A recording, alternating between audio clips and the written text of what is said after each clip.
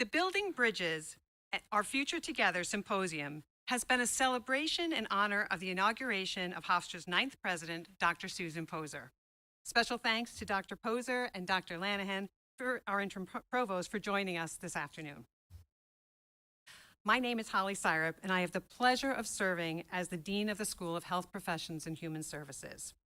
We are honored that our event is on the eve of the official inauguration ceremony for Dr. Poser. As one of Hofstra's newest schools, we too know what it's like to be a newer entity on campus.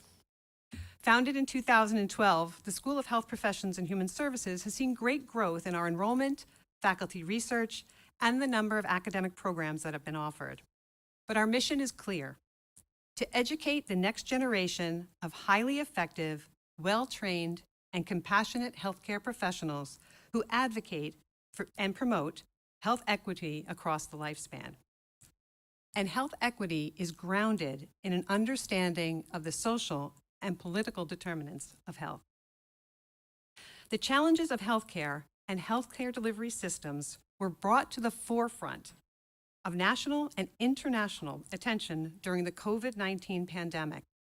And as we continue to battle the coronavirus, our efforts must focus not only on defeating the virus, but also on its impact due to the inequities and disparities faced by far too many of our community members and our neighbors. Our hope today is that today's program not only gets us thinking about health equity, but also serves as a call to action on this very important topic. We are delighted to have Mr. Daniel Dawes, Executive Director of the Satcher Health Leadership Institute at the Morehouse School of Medicine, as our session's keynote. Mr. Dawes will be followed by Dr. Corinne Kyriacou and Dr. Andrea Nerlich, two outstanding scholars and faculty members from the School of Health Professions and Human Services. After our speakers, we will open it up for questions that I hope will also lead to a lively discussion. Let me begin by formally introducing our speakers. Dr. Andrea Nerlich is an associate professor and program director for the Rehabilitation Counseling Program. She serves as editor of the Vocational Evaluation and Work Adjustment Association and serves on their national board of directors. She has presented at the national, state, and local levels on topics related to rehabilitation counseling and education. Her research interests includes transition services for students with disabilities, ecological assessments and vocational evaluation, collaboration models, social justice and advocacy, and student and professional development and identity. Dr. Nerlich holds a PhD from Michigan State University, as well as an MA and BS from Springfield College in Massachusetts. Dr. Corinne Kyriacou was the founding director of Hofstra's Master of Public Health program and currently serves as the associate professor and chair of the departments of Population Health and Allied Health and Kinesiology, and was named the 2013 HPHS Teacher of the Year. Dr. Kyriacou's current research focuses on identifying best practices for establishing time banks, which are programs that build community by connecting neighbors in the exchange of needed services and skills. Dr. Kyriacou has published and presented on public health topics, including hospital to nursing home transitions, consumer-directed care, integrated care for the elderly, managed home care, and the importance of experiential training for health professionals. She received a doctorate in social policy and health service research from the Heller School at Brandeis University, where she was an Agency for Healthcare Research and Quality Fellow. And she holds a master's in public health degree from New York Medical College. Prior to joining the Hofstra faculty in 2004, Dr. Kyriacou spent 5 years as the Director of Research at the Metropolitan Jewish Health System, a continuum of care provider of services for the elderly and chronically ill based in Brooklyn. And now it's my pleasure to introduce our keynote speaker. And I have to say that he has quite the bio, so I've had to modify it just a little bit, but you're going to love it. Mr. Daniel Dawes is a widely respected scholar, researcher, educator, and leader in the health equity, health reform, and mental health movements. He is also the co-founder of the Health Equity Leadership and Exchange Network, which is a nationwide network of over 2,000 governmental and non-governmental leaders, researchers, and scholars, focused on bolstering leadership and the exchange of research, information, and solutions to advance the evidence-based health equity-focused policies and programs. Among his many achievements, he was an instrumental figure in shaping and enacting many federal policies, including the Mental Health Parity Act, the Genetic Information Non-Discrimination Act, the Americans with Disabilities Amendment Act, and the Affordable Care Act. Mr. Dawes' research focuses on the determinants of health inequities among under-resourced, vulnerable, and marginalized communities, and is the pioneer of new approach to examining inequities, including the political determinants of health. Mr. Dawes currently leads several major health equity projects in the United States, including several intended to mitigate the impact of COVID-19 on communities of color. Mr. Dawes is an elected fellow at the New York Academy of Medicine and serves on several boards, commissions, councils on improving health outcomes and elevating health equity in the United States and around the world. He is the recipient of several national awards and recognitions, including the American Public Health Association's Award for Significant Contributions to Public Health, the American Psychological Association's Exceptional Leadership and Advocacy Award, the Centers for Disease Control and Prevention's Health Equity Champion Award, just to name a few. Mr. Dawes' work focuses on addressing the systemic barriers that prevent the U.S. from becoming what it could be, among the healthiest nations in the world. It is now my distinct pleasure to welcome Mr. Dawes to the podium to provide his keynote address.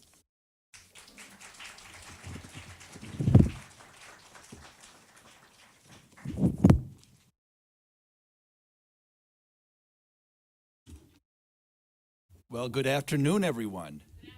Good afternoon. I know we can do better than that. Good afternoon. All right. Dr. Syrup, let me thank you so much for that very generous and kind introduction, and to thank all of you for allowing me the opportunity to give these remarks today. I am especially excited to join you because of one person in particular who is very near and dear to my heart. That is your new president. For those of you who don't know, she actually was my teacher a few years ago, not that long ago, right? She was my torts and ethics professor. And, you know, I've told her this morning when we had breakfast that her fingerprints are really all over the accomplishments that we've achieved in health policy over the last 15 years, from the Obama administration until today. And it was through her class that some of the ideas that we had when we were working on the Affordable Care Act, those 62 health equity provisions, you know, really are a result of the time spent in her classroom and what she taught us. So thank you, President Poser. It is wonderful to be here, and it's wonderful to be with you all today. I thought since this is a School of Health Professions and Human Services, that we would do a healthy activity. Is that okay with you all? Yes? All right. So I've gotten permission from our president. We don't need a release form. And we're going to take a field trip today, and we're going to go to Peconic Park. Anybody's ever been to Peconic? Raise your hands. Anybody? What? We're in Long Island and nobody's been.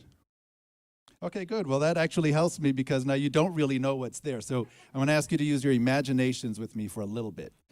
Imagine with me, okay? We're going to actually have President Poser take us. She'll be our leader because I've never been either. But we're going to follow Susan Poser, Dr. Poser, to Peconic Park. So Dr. Poser's taking us. Imagine we're following her. We're going through Hempstead Highway. Am I saying that right? What's that? The Turnpike. Okay, we're going through Hempstead Turnpike. There you go. See why she's leading us? And we get to Peconic Park. And Dr. Poser finds us a really nice spot right by a beautiful river. Didn't know they had a beautiful river there, did you? Yep, beautiful river. And she says, I think this is a good spot. So thank God we came prepared. We have our bags full of all sorts of equipment, our camping gear, and we settled down by the river.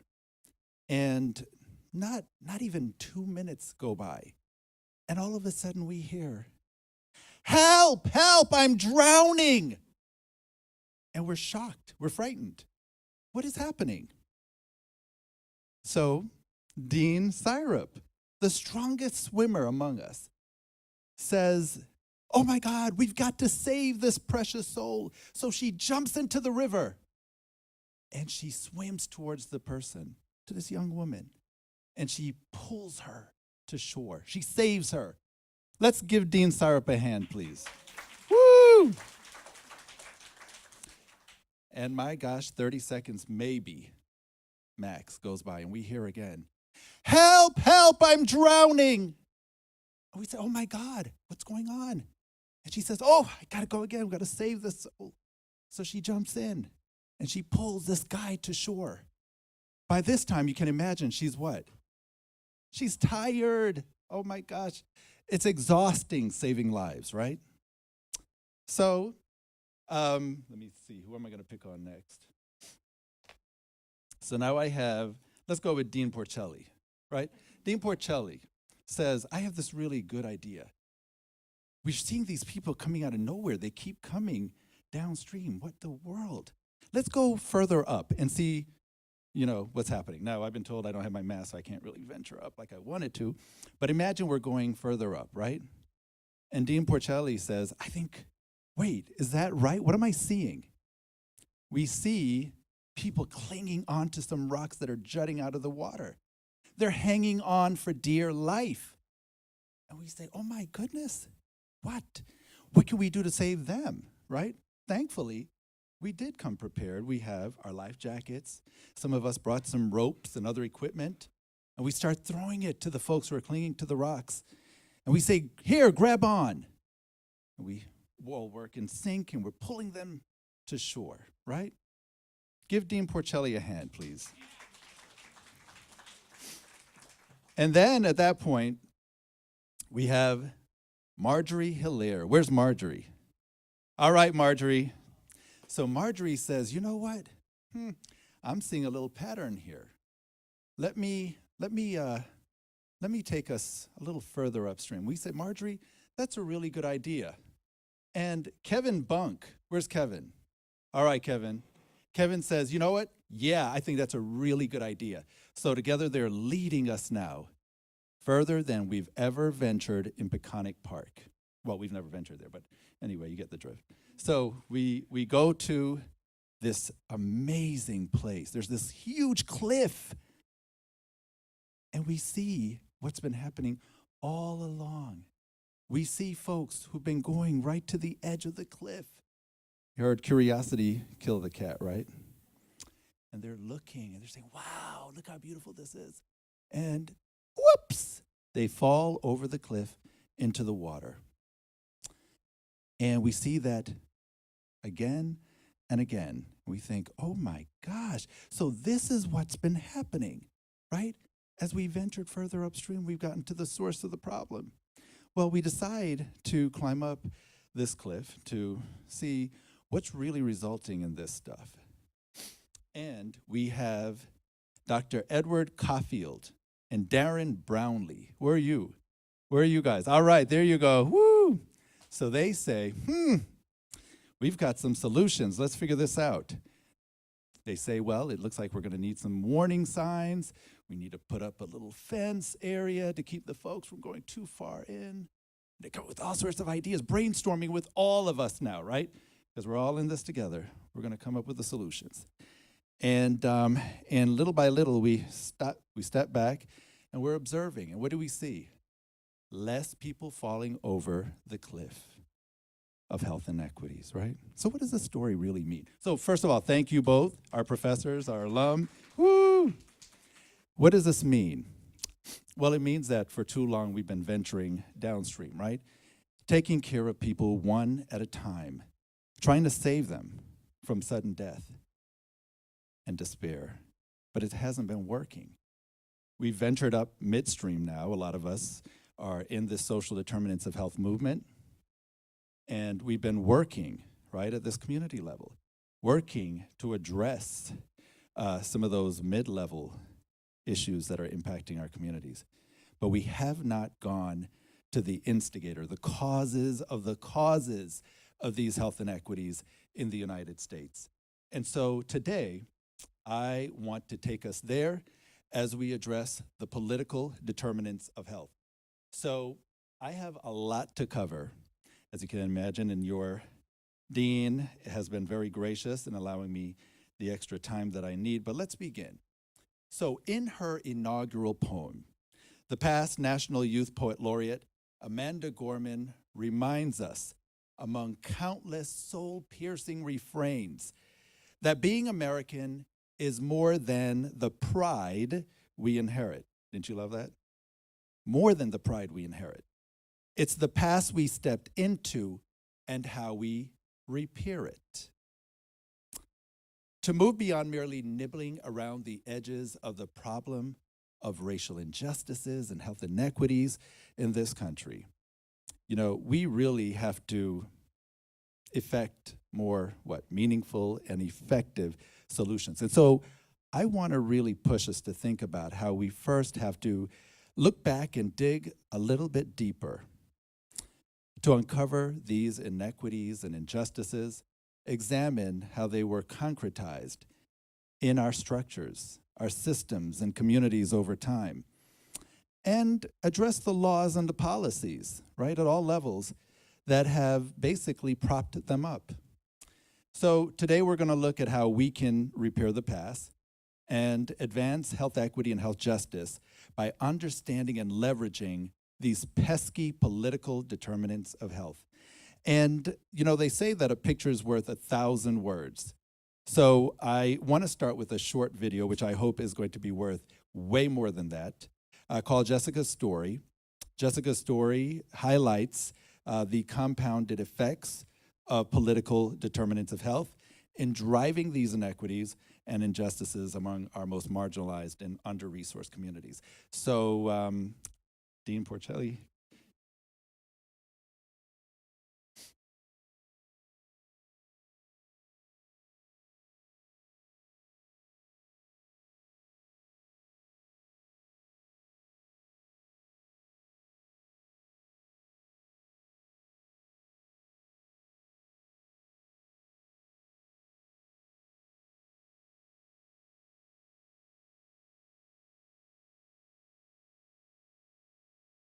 To best grasp the political determinants of health, let's examine a hypothetical example.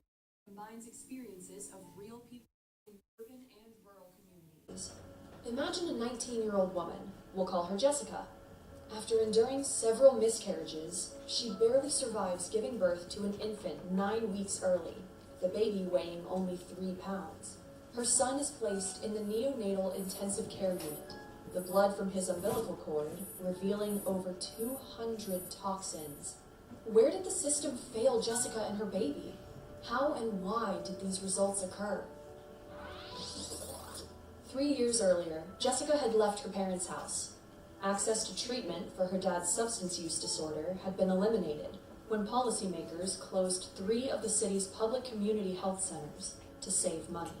Contending with his wife's lack of education, neither of Jessica's parents could secure a job with a livable wage, prompting serious and substantial mental health conditions. Jessica moved to a low-income neighborhood in the city. She never knew of the extent of how the appalling conditions of her neighborhood were politically determined. For example, determined to keep housing segregation in place, politicians expended very few resources to build sidewalks, parks, or recreational facilities. Healthcare providers refused to operate in Jessica's community due to poor reimbursement rates for Medicaid. Because they resisted creating bus routes, lawmakers dissuaded grocery stores from operating in the community, preventing residents access to fresh fruit, vegetables, and meat. Simultaneously, policymakers altered zoning laws to permit development of a dump site and a chemical plant, switching the community's water source from a clean river 10 miles away to a nearby polluted river to save money. This water was used to drink, bathe, and wash clothes. It also irrigated the lawn at Jessica's apartment building, adding to the list of pollutants and environmental hazards in her neighborhood. And because her district lacked established tenant rights, her landlord had no interest in improving unhealthy housing practices. Jessica found work as a cashier at the corner convenience store, a job with no employee benefits, including health or disability insurance. Because policymakers rejected proposals to increase minimum wage to a livable income, Jessica often substituted her employer's free snacks policy as a meal, never realizing the effect that high-fat, high sodium food would eventually have on her or her baby's health. With local politicians striking down an effort to ban smoking in convenience stores, Jessica was constantly subjected to a barrage of secondhand smoke. And when she discovered she was pregnant, no attempt at receiving health insurance coverage was successful. Her non-ACA compliant plan denied her maternity coverage because they viewed her pregnancy as a pre-existing condition. Medicaid, the government's health insurance program for low-income families, denied her coverage for not being poor enough. After finding a ride to the free clinic, Jessica waited more than half a day to be seen by a second-rate physician, a doctor who was condescending and offensive. Realizing she could not afford to take more days off from work, she never went back.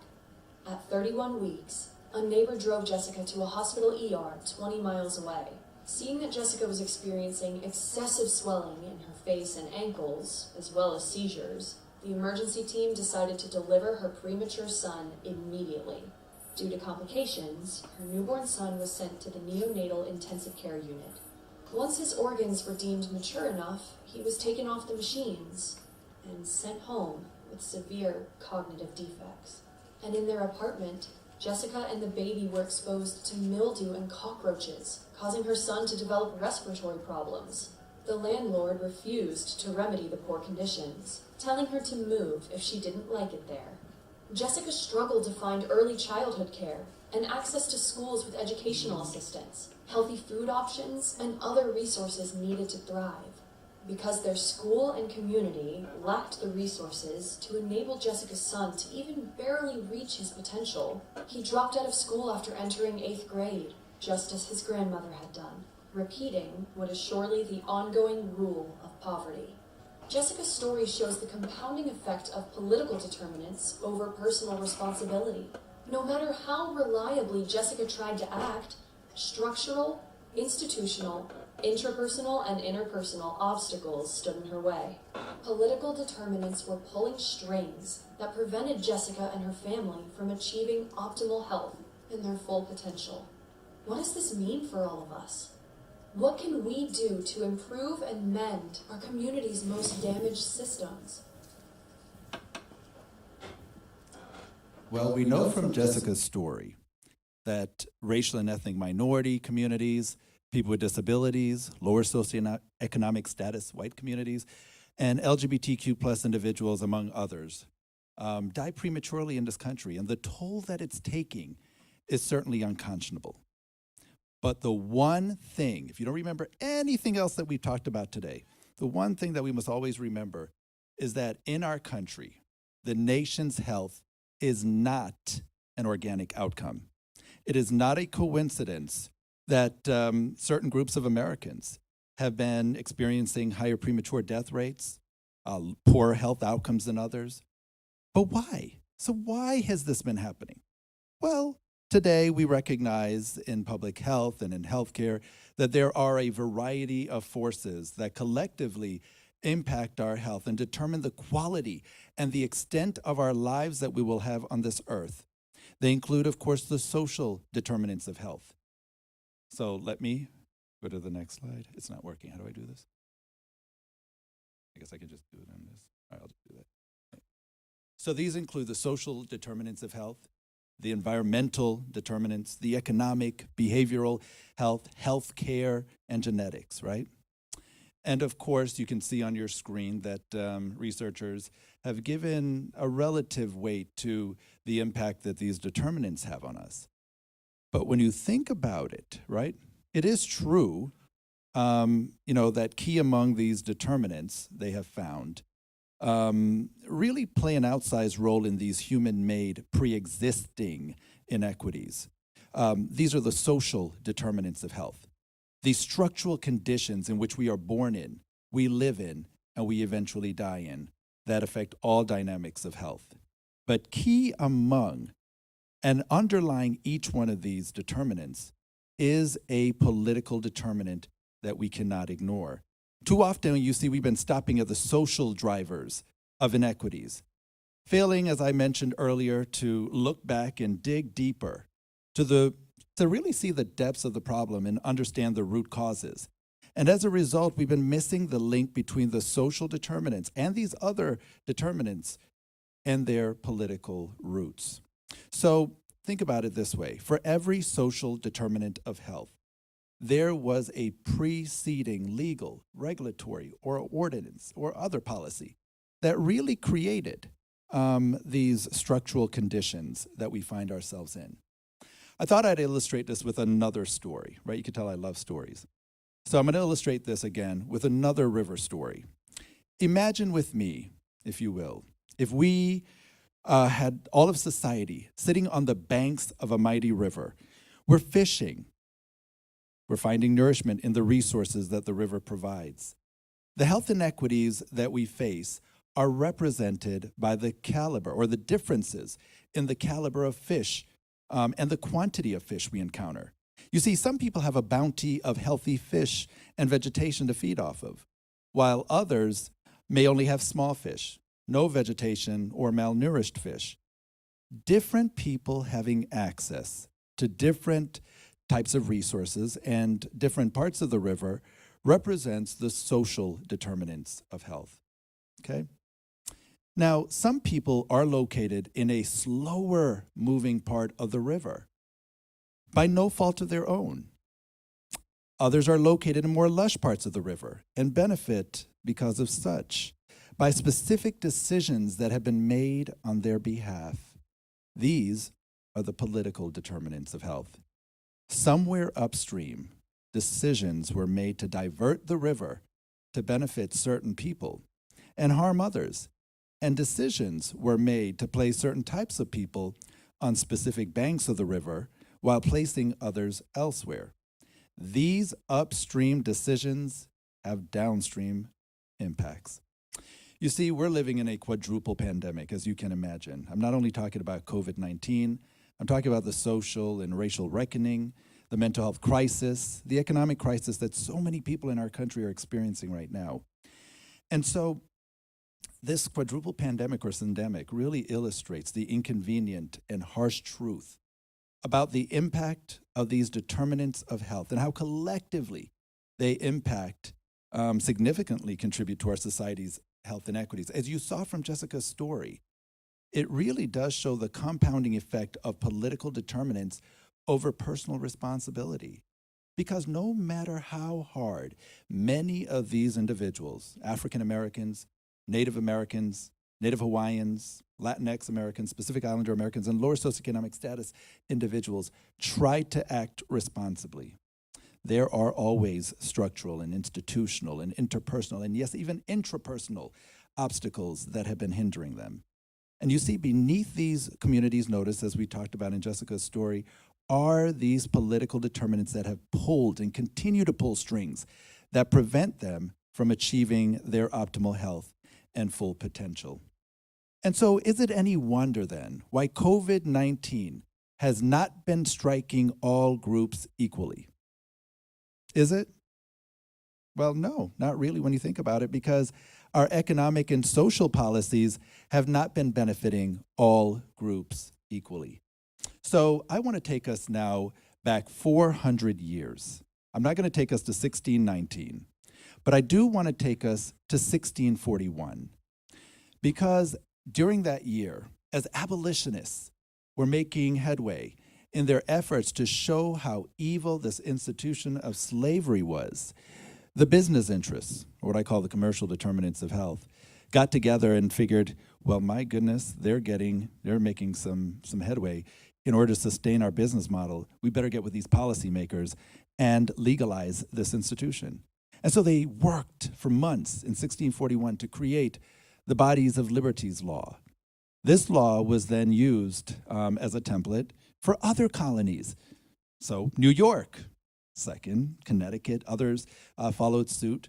And over time, they also amended this to include the offspring of these enslaved Black people. Interesting, right? Well, as if that were not enough to keep a group of Black as well as indigenous populations down, the policymakers, working with these business interests, decided to create additional laws that explicitly prohibited these groups, explicitly, Black and indigenous from being able to raise their own food, from earning their own money, from learning to read and write, from being educated, especially when it came to English. They were prohibited by law from moving within a certain mile radius. If you were enslaved, about a mile radius. If you were Black and indigenous, you had to have passes in order to move, or you had to, if it was in the evening time, carry a lantern to move about. What do we call these today? We identify these as part of the social determinants of health, but it was a law that instigated the results, right, and forbade them from being able to address their social determinants of health. Well, we saw these laws being recycled from one generation to the next, one century to the next, from the 1600s into the 1700s, then into the 1800s, where Jim Crow reared its ugly head with a vengeance. And we saw the proliferation again of laws that were intended to limit these population groups from being able to achieve health equity themselves, right? From being able to achieve their full health potential.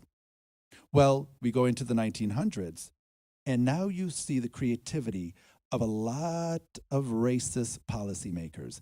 Because now, again, these civil rights champions are making headway and saying, wait a second, these explicitly racist laws are unconstitutional. And the Supreme Court basically said, all right, fine, you got us. You no longer, policymakers can do that. You can't deny these social and economic benefits to one group of individuals over another. That's illegal. So what do? They wise up and they say, well, let's craft these policies and make them to be facially neutral laws, right? Facially neutral policies. So they weren't explicitly racist on their face, but essentially once they were implemented and enforced, they had the same effect as the other facially discriminatory policies. And so I want to take us now into that history as we're looking at big P policy and little p policy, right? Governmental and non-governmental policy, and how that has worked over time to drive the results that we see today. So in the early 1900s, after going through World War I, we had a crisis in this country under FDR. Franklin D. Roosevelt recognized that there were many folks who were literally malnourished. They were starving. There were folks who were losing their houses. It really was a disaster.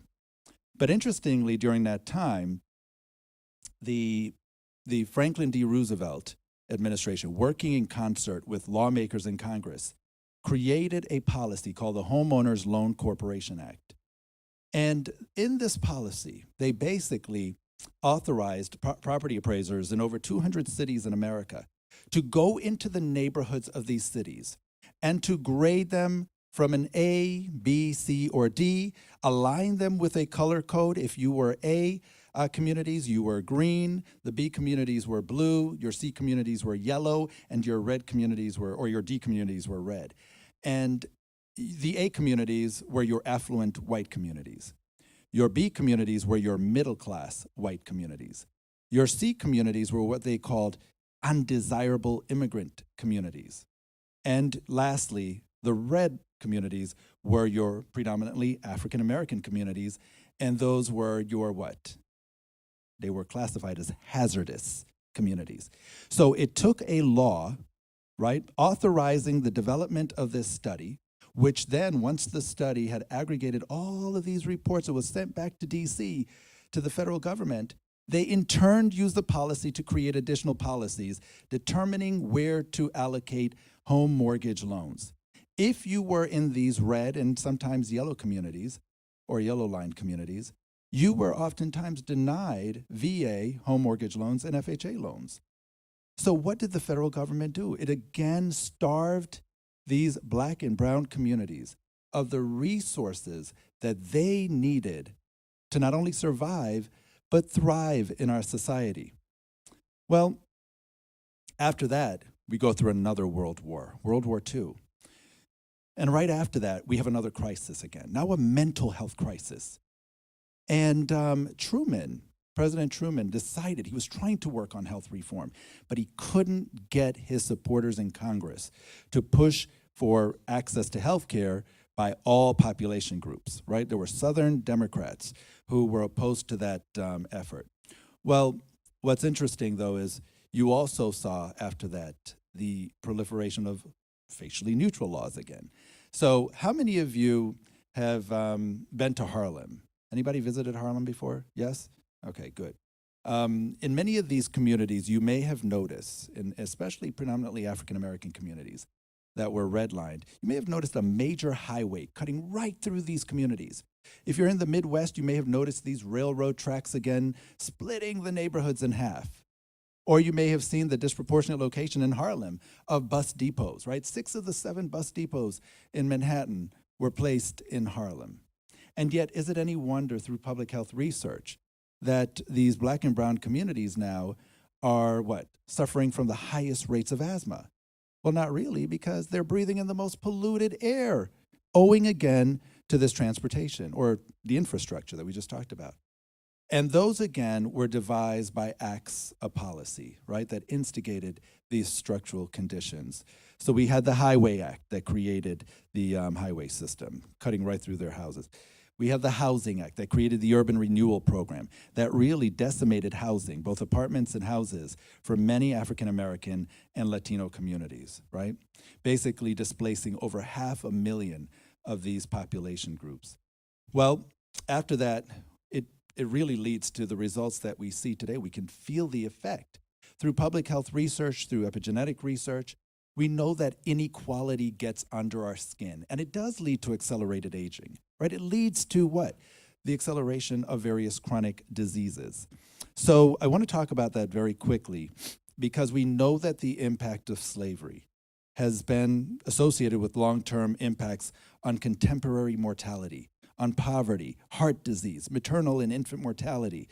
We know that through the research of these epigeneticists, they have been able to identify that Black women who have triple-negative breast cancer, they suffer from the worst kind of breast cancer, most deadly form, again, can be associated with the isms in our society, racism, sexism, classism, and again, owing to these political determinants.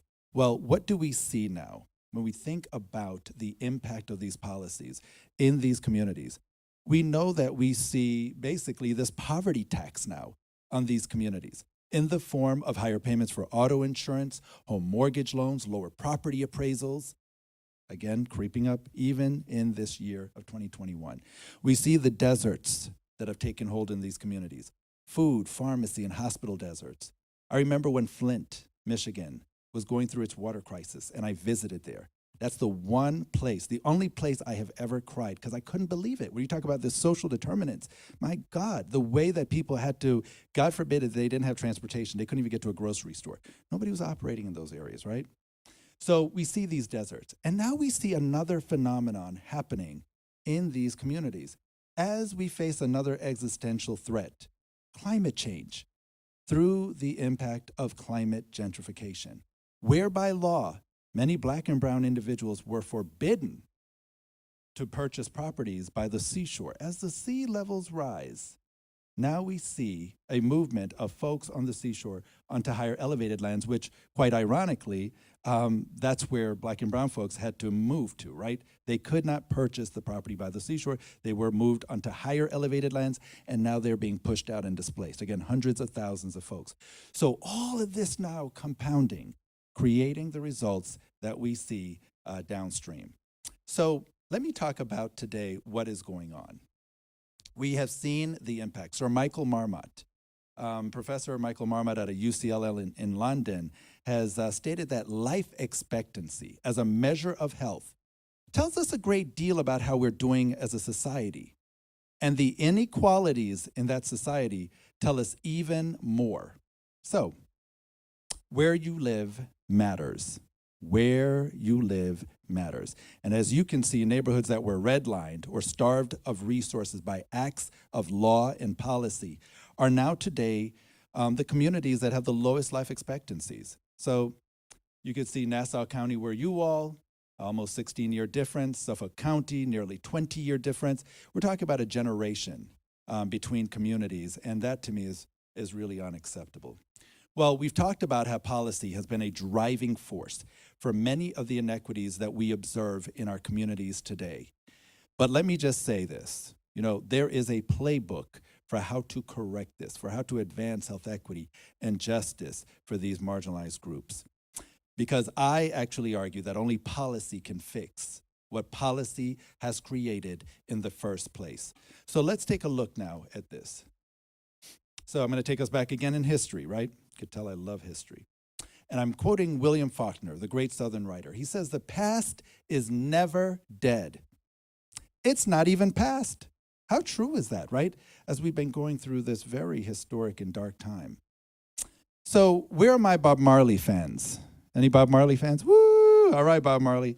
So Bob Marley, another great thinker, says that in this great future, you can't what? You can't what?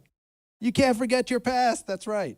So we're going to go back to 1789. I had a wonderful stroll around your campus today. Got a little bit lost, and I ran into Benjamin Franklin. Any of you ever ran into him? Yeah? So Benjamin Franklin greeted me, and I thought, oh, this is interesting because you're in my story today. So I'm going to take us back for the sake of time. I'm not going to be able to look at the mental health reformers or universal health reformers, but I want to focus my attention on the minority health reformers. It's an interesting piece of history. So back in 1789, for all my history and political science buffs, you might recall that's when our constitutional republic was established. And at that time, you had a group of mental health reformers, abolitionists, and advocates for homeless individuals, among others, who came together and said, you know what? We need to really strategize here and get this federal government of ours to provide for the general welfare of our most vulnerable people. And they decided, after a while, that, you know what? We need a policy influencer. So they thought about it and said, you know what? Benjamin Franklin, why not approach him and see if he'll lend his name to this cause? And although Benjamin Franklin had been a lifelong slave owner, and yes, he had used his newspapers to allow the abolitionists to advertise their cause and whatnot, and yes, he prevented Thomas Jefferson from putting a piece in the Declaration of Independence blaming the King of England and preventing them from really getting legislation to abolish it, so the story goes. Benjamin Franklin said, yes, I will lend my name to the cause. I will sign this petition that you have created. In that petition, these health equity champions, if you will, pleaded with the federal government to stop the separation of children from their mothers, to stop to really, prevent the breakup of these families, to stop this evil institution of slavery. They also advocated in there for access to medical care, health care services to these vulnerable groups, not only black, but poor whites at the time, as well as other population groups that were residing in the country. And they asked for education to be provided, for true employment opportunities, for food and other necessities of life, clothing, etc. And they sent it to the House, to the Congress, sent it to House and Senate. And if you think that we're having a very contentious debate during this really interesting period of our history, it seems to me from the records that it was equally troubling as well. Folks in the House and Senate responded. It stirred up a contentious debate. They said, the Senate said, we're not even going to dignify this petition with an answer. They ignored Benjamin Franklin. But the House said, we can't let him get away with this. And so in bullet by bullet, the House made the argument why they could not stop the separation of these children from their mothers, why they couldn't stop the breakup of these families, enslaved families, why they couldn't provide for the necessities and others. And so they made basically a confederalism argument. Their argument was, well, you know what, it's really not, we're not authorized by the Constitution to provide for the general welfare of these people. That's best left to the states who are closest to the people, the people in their jurisdiction. So they should be the ones to deal with those matters. They punted it. Interestingly enough, though, right, which is always, when I take that equity lens to the law, interestingly, not even 8 years later, Congress was able to ignore that argument when they wanted to implement a policy that would benefit who? white male sailors, right, to provide health care for them, health insurance coverage. Well, to make a long story short, it would take 75 years after that attempt by Benjamin Franklin and the abolitionists before the stars would again align, this time during a major civil war. Under the leadership of President Abraham Lincoln, I was glad to see a bust of him in your library, Abraham Lincoln and his supporters, the radical Republicans, got together and they said, now is the time to not only abolish slavery, but to provide all of these necessities of life. So everything that these equity champions had fought for in 1789 and 1790, they again took that playbook and they said, now is the time for us to enact it. And the first time now in U.S. history, we had a major federal bill addressing all of these social determinants of health that impacted newly freed people as well as poor whites who were displaced as a result of the Civil War. But there was one provision in particular that was so contentious, not even President Lincoln could retain it in the bill. What do you think that provision was? Anybody know? Any guesses? Anybody remember Obamacare, those debates? Well, it was the provision to provide medical care. They were okay, these policymakers were okay with what?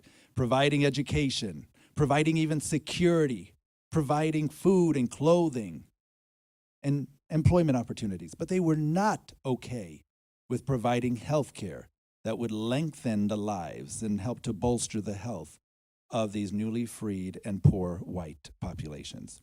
And so after 2 years of negotiating, as the Civil War was winding down, President Lincoln says, I'm going to compromise and I'm going to strike that from the bill.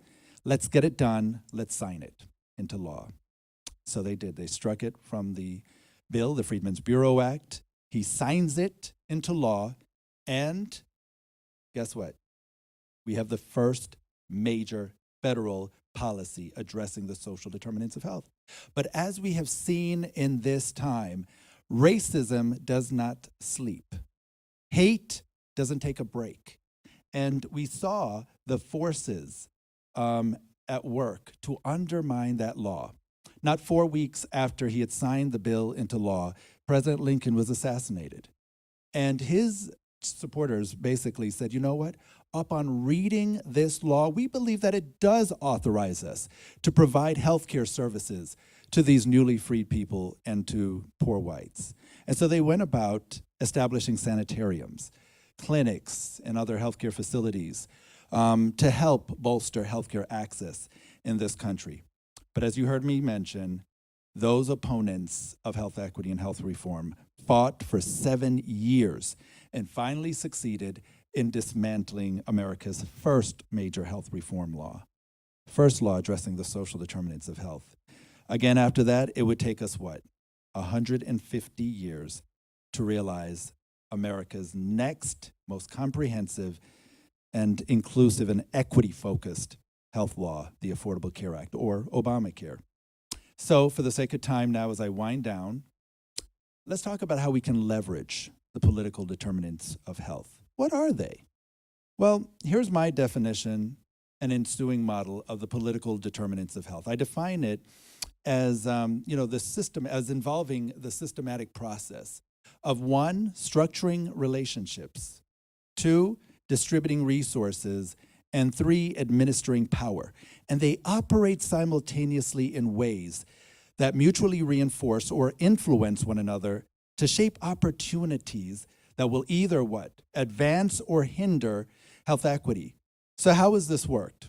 We talked about redlining through the Homeowners Loan Corporation Act, right?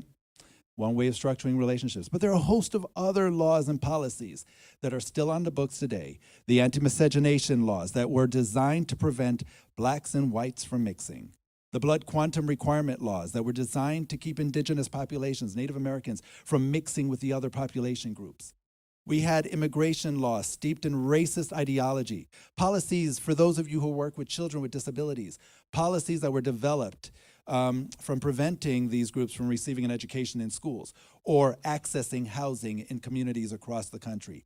We also have this notion of federally recognized versus non-federally recognized tribes, an issue that we have been dealing with during this terrible pandemic, where the federal government was not giving resources to the non-federally recognized tribes. And the list goes on. When we think about the distribution of resources in this country, is it any wonder, as I mentioned, why we see the inequities? Well, there's a dearth of policies, a dearth of resources and appropriations going to ensure that these communities have access to various programs, health services, special education, home and community-based services, social services, you name it. Initially, for those of us who are health equity champions, we were raising our hands saying, listen, if the people who are being most negatively impacted right now are essential workers, right? Although we tend to look at them as expendable workers, well, we need the COVID testing kits. We need vaccinations. And we were pushing for the equitable distribution of these critical resources, but again, ignored, right? Think about the administration of power now. This is always the more controversial piece of the PDOH. You're talking about redistricting, gerrymandering, including restricting ballot access, voter suppression tactics that many of us in the South are experiencing right now. Purging voter rolls of irregular voters, minimizing opportunities for early voting, closing or moving polling places. We see these tactics used again and again, right? It's not surprising. And collectively now, they have come and worked in tandem to create the conditions that we see downstream. So this is my wonky model, my best attempt taking the evidence from a legal lens, political science, public health, and historical lens to figure out what are the levers that have been pushed and pulled based on the evidence that have worked to either hinder health equity or to advance this bold agenda.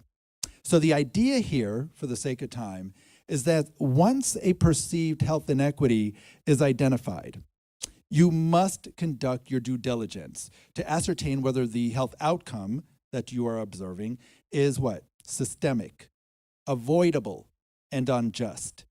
How far can you venture upstream, right, to understand whether it is an institutional or structural barrier that created or is perpetuating or is exacerbating the inequity? What is the policy change desired? And can you demonstrate the value of investing in change? So in the United States, one thing I want you to always remember, advocates must understand the disquieting and harsh truth that the political determinants of health inequities have rarely been addressed unless their reduction or elimination served other purposes. So what are those, right? The success really depends on how palatable they are to commercial interests and whether you can align that with a government investment value. What's in it for the government? What is the economic argument or the national security argument that you can raise? These are lessons that we had to learn very quickly in order to negotiate and advance the Affordable Care Act over the finish line. So, you know, I will share, if you're interested later on, exactly how that's worked with the mental health reformers for those of you who are mental health champions, which really is my number one passion. But for the sake of time, let me close by saying, where do we go from here, right? So we've looked at how the foundation of our system fuel inequities, right? How the political determinants of health inequities continue to ravage through our marginalized and underserved communities, and how they lend racism, sexism, classism, homophobia a helping hand. So where do we go from there or from here? Well, before I close, let me bring this notion up. I want to take a moment to push back on this common refrain that I've been hearing about or reading about, right? This idea that, or this desire to return to normalcy. But to be blunt about it, there absolutely cannot be a return to normalcy. Normalcy failed us, and it will fail us again. Normalcy, before COVID-19, left marginalized communities without the resources they needed to survive and thrive, and without the data to tell their stories. We absolutely cannot ignore the tough lessons we have learned so far by attempting to return to a pre-COVID-19 mindset. The inequitable landscape before COVID-19 was just as dire as it is today, which means we have an opportunity to act right now. Normalcy is not equity and justice. Equity and justice should really be our only option moving forward. So here are 5 things that I want to leave you with as I close my remarks. 5 things that we can do to elevate health equity in America.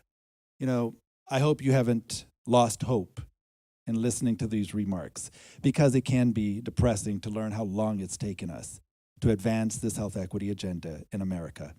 But the good news is that these structural inequities really aren't permanent.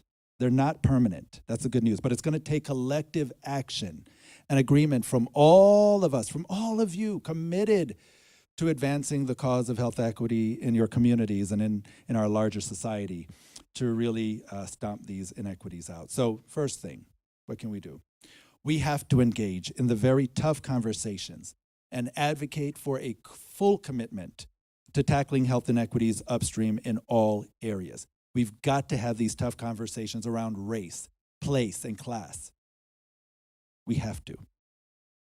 We have to work upstream further than we have been willing to address the social and the political determinants of health inequities. We must understand when they are at play. It really does matter. Third, we have to research the history of our communities. We are such a transient society, and we can easily move into a neighborhood and make judgments about the people who have been living in there. We've got to address the past policies and programs at all levels, international, as well as national, state, and local, that created, have been perpetuating and exacerbating these inequities. Because in our country, exclusion in policy has always been easier to realize than inclusion, basically. We need to do a better job realizing that the people who are closest to the pain, closest to the problem of health inequities, should be the ones, leading, driving these solutions. We need to do a better job working in tandem with them to effect these changes. And then lastly, we have to understand that health equity begins, and it's going to end with the political determinants of health. Let me just thank you all again for the privilege of your time, for this opportunity, for becoming part of the struggle, essentially, right? To advance health equity for your future patients and the individuals living in your communities who you will serve over time. I thank you all. I thank you, Dean Syrup. I thank you, of course, President Poser, and to Dean Tony Porcelli and others for really exercising bold leadership and allowing these conversations to occur, and for helping to develop the solutions that will move that needle further, of health equity, that needle further than we have been able to realize in this country. Again, thank you all so much for your time.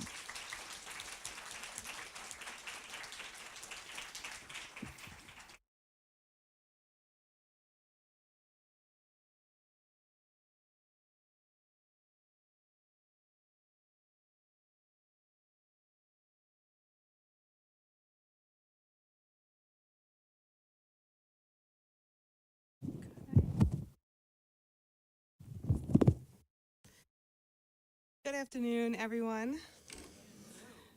What a week it's been, truly a celebration of how Hofstra has been working to build bridges to the community in the pursuit of a more just world. I'm honored to join the many faculty and guests who have provided a glimpse into the exciting work they're doing, and thank you so much, Mr. Dawes, for your remarks, your thought-provoking remarks. Really incredible work that you're doing. So public health professionals work to assure the conditions in which people live, learn, work, and play, and make sure that they're healthy. And to do this, we have to actively promote policies and systems and services that enable good health and seek to remove obstacles and systemic and structural barriers that we've just been hearing about, such as poverty and racism, gender discrimination, age discrimination, and other forms of oppression that have resulted in health inequities. So today I'll talk a bit about how we can build health equity through some emerging age-friendly initiatives. Population aging is one of the biggest social transformations of the 21st century. Over the next 30 years, the proportion of the world's population over 60 will double from 12% to 22%, and is expected to total 2.1 billion in 2050. We're also living longer. By 2050, it's expected that there will be over 400 million people over the age of 80 worldwide, and more people are living to be 100. Here in the US, approximately 45 million Americans are age 65 and over, and by 2030, in just less than 10 years, that number will reach 75 million Americans. At that point, 1 in 5 Americans will be older than 65. By 2034, the United States will, for the first time, be a country comprised of more older adults than children. Furthermore, the demographic patterns of U.S. society have become dramatically more diverse. 1 in 5 older adults in this country is a person of color, and in 20 years, that number will grow to 1 in 3. We are at a critical crossroads. Society needs to prepare for the challenges and the opportunities that these demographic shifts portend. While doing so, we need to consider how policies and practices in both health and non-health sectors impact health and health equity. Social determinants of health-related factors that you've been hearing about, such as access to healthy food, employment, stable income, safe and affordable housing, safe neighborhoods, reliable transportation, and social connectedness, have significant implications for older adults' health, wellness, and quality of life, and their ability to live independently and age in place. Racism and ageism are also pervasive social determinants of health, clearly embedded in political determinants, and together they interact to exact a particularly devastating impact. Because of systemic racism, many Black and brown older Americans enter their later years with the highest rates of poverty, the lowest incomes, and the most severe health disparities of all older people in this country. The age-friendly approach, which is rapidly spreading across sectors, is one that strengthens participation for and representation of underrepresented groups, and thereby produces more equitable outcomes in health through the focus on social determinants of health. Age-friendly initiatives, at their core, seek to build health equity. In response to global population aging and rapid urbanization, the World Health Organization established the Global Network for Age-Friendly Cities and Communities in 2006. This initiative focuses on action at the local level that fosters the full participation of older people in community life and promotes healthy and active aging. Membership in the network is not an accreditation. Rather, it reflects a commitment of communities to listen to the needs of the aging population, assess and monitor their age friendliness, and work collaboratively with older people and across sectors to create age-friendly physical and social environments. Membership is also a commitment to share experiences, achievements, and lessons learned. An age-friendly community is a barrier-free community designed for diversity, inclusivity, and cohesiveness. Age-friendly environments enable people to stay active, connected, and able to contribute to the economic, social, and cultural life in their community. They seek to foster solidarity among generations within communities, facilitating social relationships and bonds between residents of all ages and backgrounds, reaching out to older people at risk of social isolation through personalized efforts designed to minimize economic, linguistic, or cultural barriers. At present, there are over 1,000 cities and communities in 44 countries that are members of the WHO network, all working to improve the lives of millions worldwide. The American Association of Retired Persons Network of Age-Friendly States and Communities was established in April 2012 as an independent affiliate of the WHO Global Network. In the United States, there are now 573 communities part of AARP's network. This number was just updated yesterday, adding 2 more communities since I pulled this graphic earlier this week. And membership in this AARP network means that a community's elected leadership has made a commitment to actively work with residents and local advocates to make their town, city, county, or state age-friendly. Age-friendly New York City was launched in fall of 2007. In December of 2017, New York enrolled in the AARP network and became the first state in the nation to do so, and there are now 7 states enrolled. Several communities on Long Island and members of this network, including the city of Glen Cove and both Nassau and Suffolk counties. Hofstra students and faculty are involved with the efforts in Glen Cove and in Nassau County. The AARP age-friendly framework rests on 8 domains of livability that you can see here that address disparities that impact people of color, members of the LGBTQ community, low-income households, and other underserved groups. The age-friendly model itself seeks to amplify the voices, concerns, needs, and wishes of vulnerable or overlooked populations. Community practices include disaggregating data to understand the needs of low-income seniors and then targeting resources to them, ensuring that programming is accessible, culturally relevant, and translated if needed, and partnering with others to build relationships, trust, and greater impact.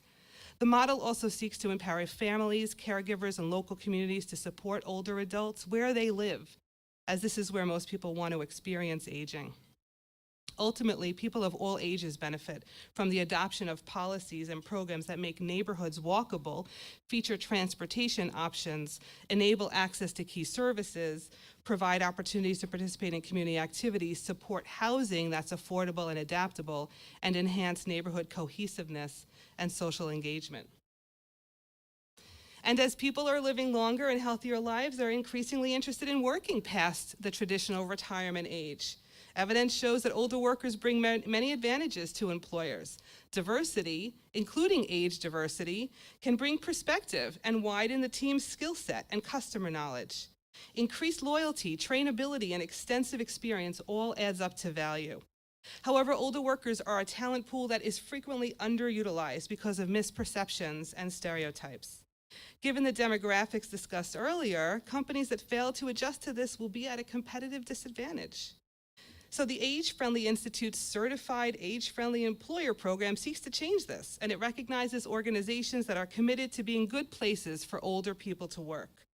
As of June 2021, there were approximately 100 employers that have now earned Certified Age-Friendly Employer designation, including Aetna, the American Heart Association, AT&T, CVS, Fresh Market, Mass General Hospital, to name a few. And these workplaces receive this designation because they're investing in training across all ages of employees. They're offering flexible work arrangements.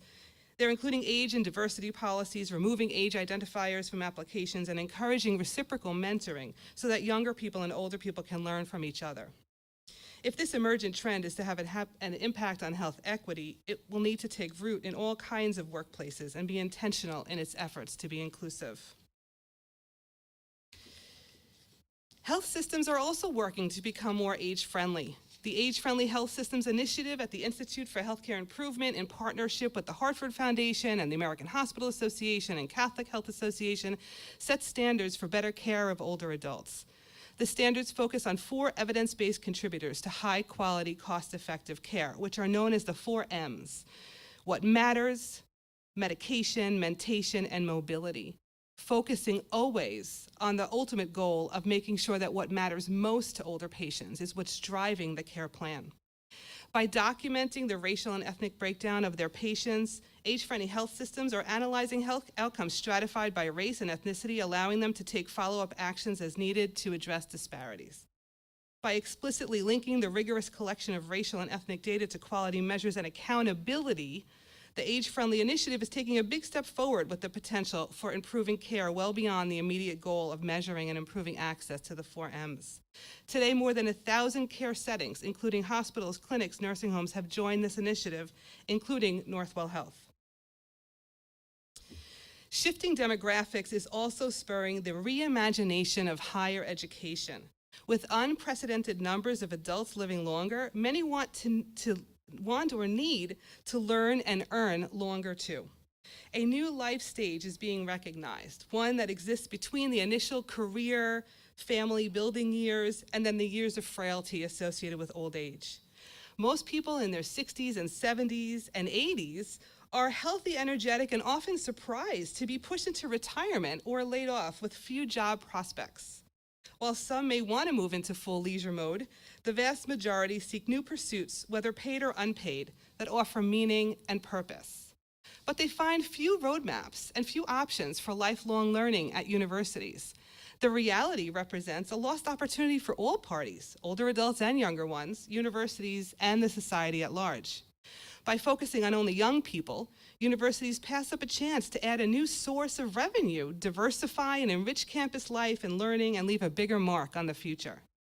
Age-Friendly University, the Age-Friendly University Initiative, offers a set of guiding principles institutions can use to assess the extent of which their programs and policies are age-inclusive, as well as to identify gaps and new opportunities. Unlike conventional continuing education programs, which tend to offer age-segregated enrichment courses for retirees, new age-friendly initiatives, university initiatives, are establishing multi-generational learning with social impact work, bringing younger and older students together in classes that address issues like inequality, climate change, global health, and social justice.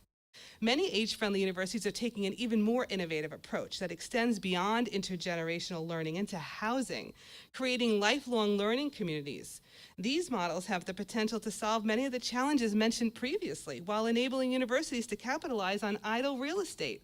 On-campus housing occupancy has been declining across higher ed for many years, and Hofstra is no exception. NYU has just recently launched an intergenerational housing program to promote housing and economic security among graduate students and older adults, thereby reducing social isolation and fostering cross-generational cohesion.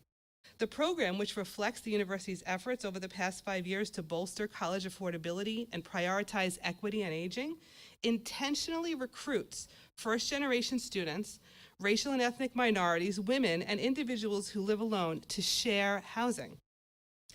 At Hunter, they're launching an intergenerational housing initiative where low-income older neighbors in Harlem, New York, rent space in their apartments to graduate students. Washington University in St. Louis places students studying counseling in their own apartments within a campus-based assisted living facility, and students forego paying rent in exchange for organizing social activities for older adults. A new retirement community trend is emerging. University-based retirement communities provide assisted living, taking advantage of the variety of amenities and services available on college campuses, and the intergenerational environment of college students, working professionals, and seniors. We've seen the number of retirement communities with connections to colleges and universities increasing. There are over 80 such programs today at places like Purdue, GW, LaSalle, Notre Dame, University of Michigan, Arizona State, to name a few. Evidence shows that the 3 most successful strategies for building equity among older adults are policy change, education, and intergenerational contact. Evidence also speaks to the power of lifelong learning and meaningful social interaction on health and health equity. So age-friendly universities can help society achieve health equity goals for older adults while also transforming themselves.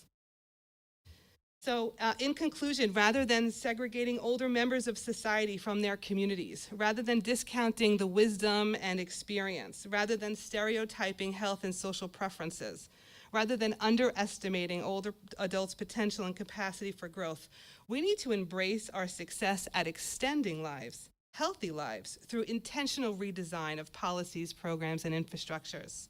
We have both a responsibility and an opportunity to reimagine our communities, our workplaces, our health systems, and our universities to be more age-friendly.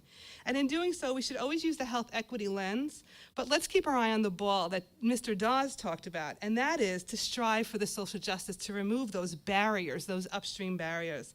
We need to address racism, bias, discrimination, and other systemic barriers across all sectors of society. And I think the age-friendly paradigm offers a way to do that. Thank you.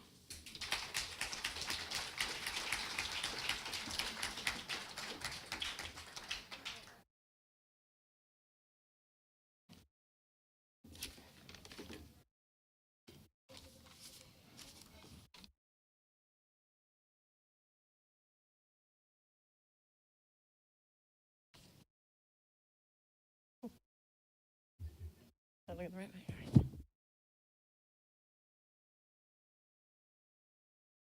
Hello. I'm Andrea Nerlich. I'm the director of the Rehabilitation Counseling Program here. And I did title this Considering Disability in Health Equity and Justice for All, but I could just call it Ditto after so much of what Mr. Dawes shared. For those who can benefit from a visual description, I am a white woman in my mid-40s, my hair in a bun, my eyes have glasses on, I have black pants and a top and a gray jacket, and I have some black shoes on that make me feel tall. Okay? So I really want to thank my 2 co-presenters for really situating a lot of the health equity talk today. But I also, I was part of a panel yesterday that looked at disability. And so I really, while, we are experts, and while we had expert panelists on that, there were two speakers from the class of 23 at Hofstra. And so Bree Hall and Sanjita Bhattacharya, they are both women with disabilities, and I really would implore you to go to the recording of their session so that you can really center their voices. But I'm here from an allyship perspective, so I really want to talk to that.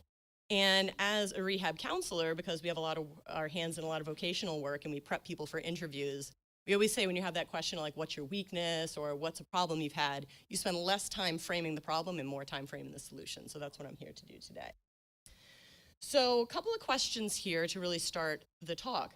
What is disability? And I'm going to use disability as an umbrella term here because sometimes, in my field of rehab counseling, we think of everything under the disability umbrella. So we do situate mental health, we do situate substance use, we do situate health conditions under there. Sometimes people with those conditions or situations don't situate themselves with the disability community, but I'm going to use it as an umbrella term. And I do use that intentionally because it really focuses on the medical model. And you see here that there's diagnosis and labels that are attached here to the medical model. And I'm not anti-medicine, I'm not anti-diagnosis. It's great because it allows us to select evidence-based practices. It allows us to have insurance reimbursement. However, unfortunately, a lot of times it situates the main focus of the problem in the person, okay, rather than the things around them. It really segregates people with disabilities by labels. And by doing that, they don't come together as a force to be reckoned with. They are allowed to remain separated and segregated. And as professionals too, I think it keeps us siloed, okay? Because we say, this is my specialty, that's your specialty, and we don't really come together. And I really am wanting to see much more of that, okay? Also, who has a disability, okay? This is great, numbers are great, numbers are provocative. And by looking at the numbers, it allows us to drive research, it allows us to show justification for policy changes, it allows us to go for funding. I can tell you without looking at any of these numbers that disability is ubiquitous, okay? And, as I, was speaking with a colleague earlier, I didn't want to burst her bubble, but disability happens to be the only open access, equal opportunity minority group. If you're not part of it, you will likely be one day if you live long enough. And as we see with healthy aging, we are going to be. So we have to get out of the mindset of kind of the us and them. And we also see with the pandemic that marginalized communities were impacted and are now part of the disability community. But numbers only speak to the magnitude and not the solution. So I think a better question for this is, what's the disabled experience? Okay, and I intentionally, again, I guess I have a lot of intentionality in my life, used red and green here. Typically we look at the red, okay, when we think about disability. We look at the negative parts of it. We look at the negative attributes. We also use these things to contribute to the negative perceptions and devaluation of people with disabilities. Now, we could use this to frame our response and our solutions to what we want to do, but I'd rather take the other side. We are strengths focused in rehab counseling. So looking at the green, if we think about the rewards, if we think about the ideals, the goals, the end in mind, I think back to being at my son's Meet the Teacher night in 4th grade a couple of weeks ago, and all of the class rules aren't listed as don't do this. It's listed at instead use this positive behavior. So if we focus on what's in the green and use that as a lens in order to conceive health equity for people with disabilities, that brings in a much different focus. So what are some of the mechanisms that we can use for action? So, I love the concept of the political determinants of health. In rehab counseling, we didn't really have this language around social determinants of health, and now I have a new lexicon, but oddly, my understanding of the social determinants of health actually bridged the political determinants of health, so we'll kind of see some of that. But thinking about lenses that we can use as mechanisms for action, I kind of came up with 3 here. First is anti-ableist. If you don't know what ableism is, it's discrimination against disability. It's the ideal that, being able-bodied or having typical performance is supreme and is superior, okay? But ableism is, again, fairly pervasive. Now, we may think of it in the big forms of someone parking in a handicap spot when they, in fact, do not need it, or there's no Braille signage. We can also think about different types of microaggressions of seeing a person with a disability and saying, oh, you're so brave, okay? If you are unfamiliar with ableism, Maria R. Palacios, I hope I'm pronouncing her name right, wrote a wonderful poem called Naming Ableism.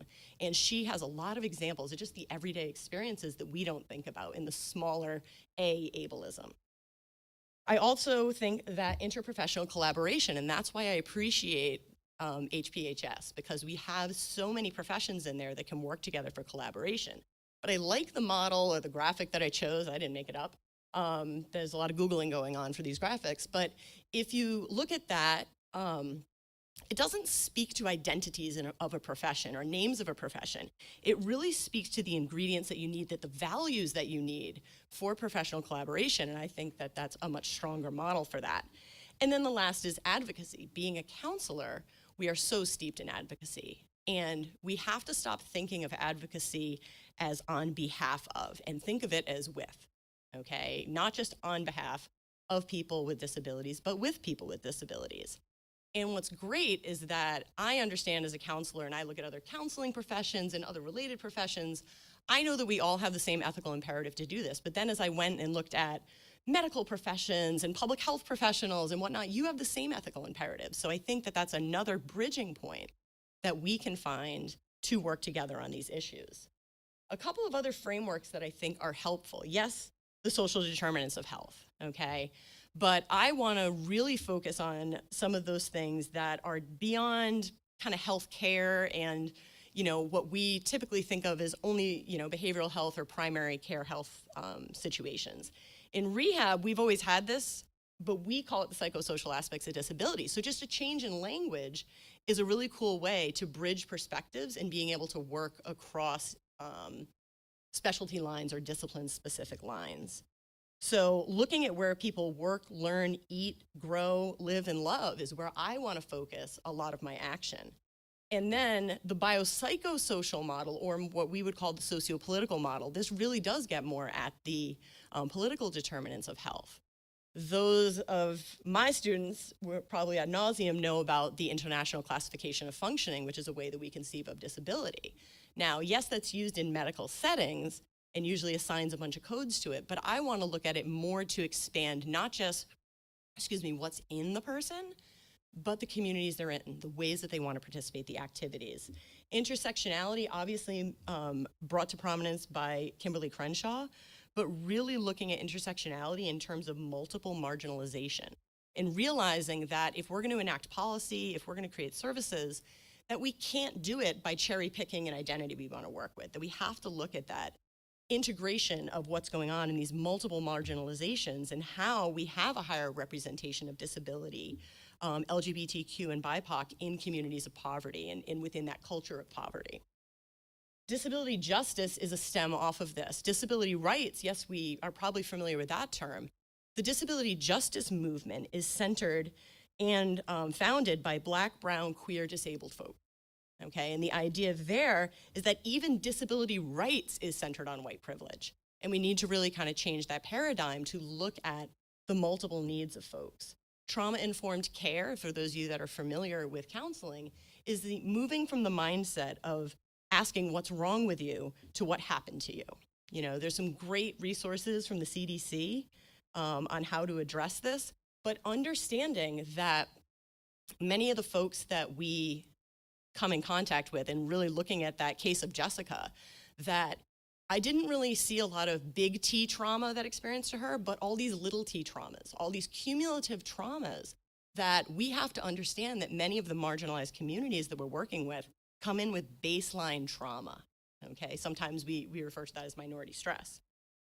And then universal design, the idea that our spaces should be equitable, flexible, intuitive to use, and multi-purpose. Okay, that makes it more welcoming and it improves mental well-being and quality of life. So what could we target? I'm going to talk about these 5 things here. 4 things. So with messaging and communication, health messaging, the focus should be on that that you have the correct audience, you have the right information, and that it's easy to understand. We have to understand that we cannot use one-size-fits-all models for any of this, especially when thinking about disabled populations. We have to make sure that we're disseminating information in multiple formats, whether that be foreign language formats, Braille, pictorial, and that it's in accessible means and media, whether that is closed caption, ASL, using alt text. Okay, but we also have to understand that we can't rely too heavily on one main form of media. Everything can't be social media or on the internet or cable related, because again, that's linked to people with access and privilege and money. So if we're only relying on those media sources, we're kind of missing a bigger picture. We have to think about plain language. I'm not saying you dumb down language. I'm saying you make it in vernacular and words that are understandable to the communities you're trying to serve. We do that a lot, in our field. We use so much jargon, so many acronyms, and I forget what the acronyms mean sometimes because we use them so often. But a lay person is not going to understand that. Tapping into the community to share the information. This top-down approach is difficult if you don't have stakeholders within the community that can take that top-down message and disseminate it and have it reach more people. And then if you take nothing else away from my talk, please take this away. Use the terms disability, use the terms disabled. Stop with the euphemisms. Stop with differently abled. Stop with special needs. Stop with physically challenged. These are disempowering and invalidating terms to the disability community, okay? And it really is just easier for us without disabilities because it distances us. It sounds nicer and we don't have to talk about it, okay? Whereas people with disabilities, disabled folks want to talk about it. They want to have that recognized, and have pride in that. Accessibility, please know that compliance is not accessibility. It's not a checklist. And, one of the speakers yesterday was engaged in the ADA Amendment Acts, and he's a person who will say that there's a failure. We're not taking everything into account. We're not enacting it, and we're not enforcing it the ways that we should be. And also recognizing that all accessibility is not architectural. Okay, yes, this is great. We have to broaden our scope. We have to think about the ways, and I don't want to link it to disabilities or diagnoses, but thinking about sensory environments, overstimulation, noise. Is your event on a transportation accessible route? Is there a bathroom? What are the size of the chairs? Okay, this is a standard size chair and not everyone is going to fit it, and what does that mean? Incorporating universal design, like I said, the speakers yesterday, Bree and Sanjita, can speak more to that, but think about where you live. If you live on campus, go back to your dorm tonight and just think about all the places where you would get hung up based on what your disability was. When you're creating public events and mobilizations, activism, okay? People with disabilities want Black lives to matter. They want trans lives to matter. But if those events are not accessible to them, they can't engage in the community in the way that they want. Sins Invalid is an amazing group. It's an amazing disability justice group out of California. They have a disability justice primer called Skin, Tooth, and Bone that I highly recommend that you check out. And I actually have a lot of the resources at the end that I'll be able to share for that. Addressing attitudinal barriers, again, this is the most pervasive because attitudinal barriers will continue to exist even in the most physically accessible spaces. We want to make sure that we are not foisting onto people with disabilities the idea that they should be fixed or cured. Many people with disabilities will tell you that they need to have that. They want to have that identity. We have to think about the ways that our systems value or devalue life in terms of crisis decision-making, using things like daily adjusted life of years to determine who gets a ventilator and who doesn't get one. And then training our professionals. I have a number of easy-to-use resources, but Emily Ladow, who actually graduated from Adelphi University right down the street, just came out with an awesome book called Demystifying Disability, which is a very easy read on this topic. And then engaging and using the voice of people with disabilities. The mantra of the disability rights movement is nothing about us without us. But we sometimes, yes, can use our professional social capital to be able to gain access to spaces, but once you gain the spotlight, get out of it, okay? And leave that place for people with disabilities. And when we're doing research, making sure we're using accessible techniques to do that. My vision for Hofstra is that there's a number of ways that we can create projects in which we can work together. These are just a number of them. If anything on this slide even tweaks your fancy a little, talk to me. Okay, there's a lot of folks in counseling and mental health professions that are doing work related to this. I know there are folks in our public health and our other programs that are doing it. We need to find ways to germinate and collaborate for our common social justice goals. And lastly, I will take my 30 seconds to say this. If you scan this QR code, it is an article that actually was of mine that was just published. And I had to laugh, and I did take a picture of one of your slides, Mr. Dawes, because the name of the article is "Why Not the New Flexible? The Argument for Not Returning to Normal After COVID-19." And so if you scan that, it is published in an open access journal with my colleague, Dr. Tony Saya at San Diego State University, and my colleague, Dr. Sarah Johnston at Drake University, who's got me half convinced to get my MPH already. So thank you very much, and I hope you understood what I said.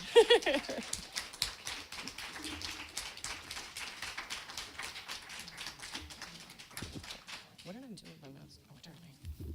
Thank you all so much. We are just about out of time. Does anybody have a very quick question for the group?